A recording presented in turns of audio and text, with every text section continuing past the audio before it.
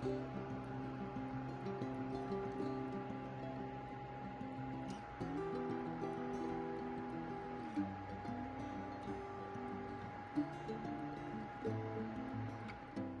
అండి, welcome to net life style.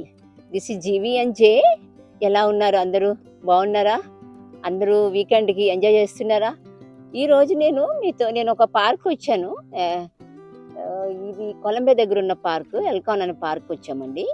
ఈ పార్క్లో జస్ట్ వచ్చి అందరూ ఎంజాయ్ చేస్తారు. పార్క్ ఫ్యామిలీస్తో వచ్చి నడుచుకుంటా చక్కగా ఫ్రీగా ఉంటారన్నమాట. ఇప్పుడు టైము ఇక్కడ 6:35 అవుతుంది. ఎండ అదిరిపోతుంది. చూసారా ఎంత స్వెట్ అవుతున్నానో, నేను అసలు చూడలేకపోతున్నాను అన్నమాట, అంత ఎండ ఉందన్నమాట. సో ఈరోజు నేను మీతో ఒక షేర్ చేసుకుంటాను. నాకు కాల్షియము తక్కువగా ఉంది.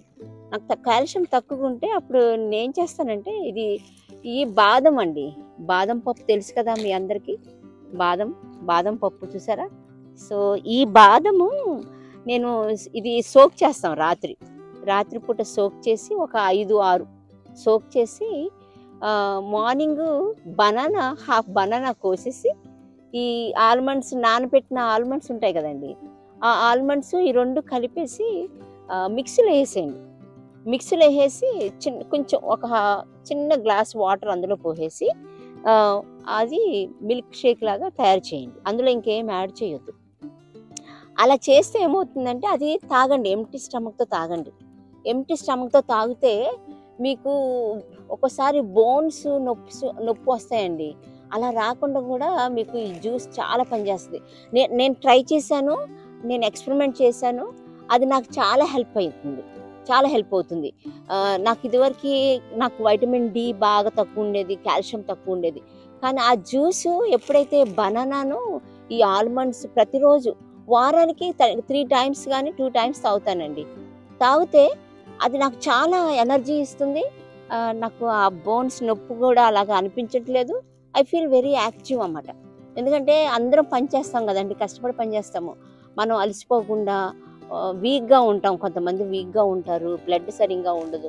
అలాంటి వాళ్ళకి ఇలాంటి జ్యూస్ తాగితే చాలా పనిచేస్తుంది. ఎందుకు చెప్తున్నానంటే, ఇది నేను ట్రై చేశాను కాబట్టి మీతో షేర్ చేసుకుంటున్నాను. అండ్ ఇది నిజంగా హెల్ప్ఫుల్ అవుతుందండి, అందరూ హెల్ప్ఫుల్ అవుతుంది. ఈ ఆల్మండ్ అనేది చాలా ఇంపార్టెంట్ అన్నమాట. నేను చాలాసార్లు ట్రై చేశాను ఈ జ్యూస్ని. సో ఇదే కాదండి, నేను మార్నింగ్ లెగిసి ఎంప్టీ స్టమక్తో కూడా వామ్ వాటర్ తాగుతాను. మంచి వామ్ వాటర్ ఒక 2 గ్లాసెస్ తాగుతానండి. 2 గ్లాసెస్ తాగుతాను. ఆ 2 గ్లాసెస్ వామ్ వాటర్ ఏమవుతుందంటే, అది మనకి చాలా బాడీ అన్ని పార్ట్స్కి మనకి సర్క్యులేషన్ అయ్యి మనిషిని ఎనర్జెటిక్ చేస్తుంది అన్నమాట. సో అట్లాగా మార్నింగ్ వాటర్ తాగితే అది కూడా మనకి చాలా ఉపయోగం ఉంటుందన్నమాట. అదే కాకుండా కొంతమంది మార్నింగ్ లెగ్గానే వాటర్ తాగకుండా మర్చిపోయి అలా జాబ్స్కి వెళ్ళిపోతారు. కానీ చాలామంది హెడేక్ వస్తుంది. అది దేనికి తెలుసండి? వాటర్ లేక, మన బ్రెయిన్లో వాటర్ లేక హెడేక్ ఎక్కువ వస్తుంది అన్నమాట. అది మనం చాలా ఆలోచించవలసిన విషయం అండి. ఓకే, వాటర్ అనేది వెరీ వెరీ ఇంపార్టెంట్ అండి బ్రెయిన్కి. ఎస్పెషలీ మనం థింక్ చేసేటప్పుడైనా, కంప్యూటర్ మీద కూర్చున్నప్పుడైనా, రాసేటప్పుడైనా వాటర్ ఎక్కువ తాగకపోతే మనకు ఇప్పుడు చాలామంది మోడర్న్ టెక్నాలజీలో ఉన్నాం కాబట్టి మనం చాలా రష్ అయిపోతుందండి. జాబ్స్ రష్ అయిపోతున్నాయి. వెళ్ళిపోతాం. మార్నింగ్ 8 కల్లా వెళ్ళిపోవాలి, 7 కల్లా లాగిన్ అయిపోవాలని గబగబా వెళ్ళిపోయి ఏం చేస్తామంటే వాటర్ తాగటం మర్చిపోతాము, బ్రేక్ఫాస్ట్ తినో ఏం చేయం. అలాంటి మనకి ఏమవుతుంది? కాల్షియం తక్కువ అవుతుంది, వైటమిన్ డి తక్కువ అవుతుంది, వాటర్ లేదు బ్రెయిన్లో, హెడేక్ వస్తుంది. సో ఇవన్నీ మీరు గమనించుకోండి జాగ్రత్తగా. ఎందుకంటే నేను మరీ చెప్తున్నాను, ఈ కాల్షియం లేని వాళ్ళు ఎస్పెషలీ ఈ ఆల్మండ్స్ జ్యూస్ చేసుకొని తాగండి. అరటిపండుతో చాలా చాలా ఉపయోగం ఉంటుంది. ఓన్లీ అరటిపండు కాదండి, ఆల్మండ్ నానపెట్టి అరటిపండు కలిపి జ్యూస్ చేసుకొని తాగండి. తాగితే కాల్షియం మీకు వస్తుంది, వైటమిన్ డి ప్రాబ్లం కూడా కొంచెం తగ్గుద్ది మీకు. ఓకే, 100% కాకపోయినా ఒక 50% మీకు మంచి రిజల్ట్స్ చూపిస్తాయి అన్నమాట. ఎందుకంటే నేను రోజు తాగుతున్నాను, అంటే వారానికి 3 టైమ్స్ తాగుతానండి. So that really helps me a lot. So అది వాటర్ సంగతి కూడా నేను ఒకటి చెప్తున్నాను. సో ఇంకోటి ఏం చెప్పాలనుకుంటున్నానంటే, చాలామంది బ్రేక్ఫాస్ట్ 11 గంటలకి 10 గంటలకు తింటారండి. అలా తినకూడదు.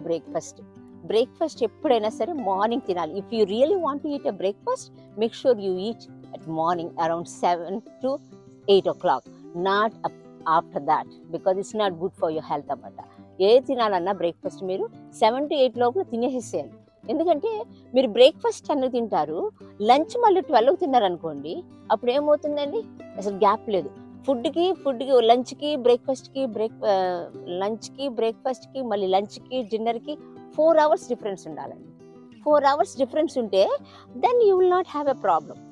Okay, so always make sure that you eat your breakfast between 7 to 8, తర్వాత 4 hours గ్యాప్ ఇచ్చండి, తర్వాత లంచ్కి వెళ్ళండి, తర్వాత గ్యాప్ ఇచ్చండి.